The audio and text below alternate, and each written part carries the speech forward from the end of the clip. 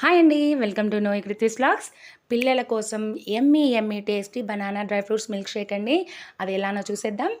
So first అయితే banana, కిస్మిస్, బాదం, జీడిపప్పు, డేట్స్ అయితే అండ్ మిల్క్ ఇవి కావాల్సినవండి బనానా డ్రై ఫ్రూట్స్ మిల్క్ షేక్కి.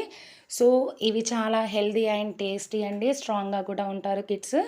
సో ఫస్ట్ ఆఫ్ ఆల్ అయితే మనము జ్యూస్కి కావాల్సింది మిక్సీ జార్లో బనానా, నానబెట్టిన బాదం అండి.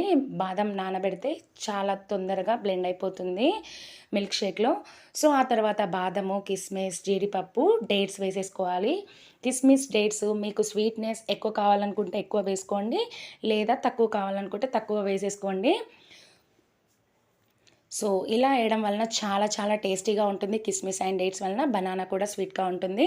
సో ఈ బనానా అండ్ మిల్క్ వలన మనకి కాల్షియం అనేది చాలా ఎక్కువగా వస్తుంది. అండ్ మనకి ఖర్జూర వలన ఐరన్ కూడా వస్తుందండి, చాలా fibre food. So fibre milk shake అండి.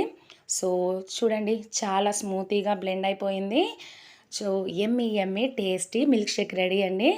సో మనకి పిల్లలకి స్కూల్కి వెళ్ళే ముందు మిల్క్ తాగకపోతే ఇలా మిల్క్ షేక్ ఇచ్చేయండి, చాలా స్ట్రాంగ్గా హెల్తీగా ఉంటారు.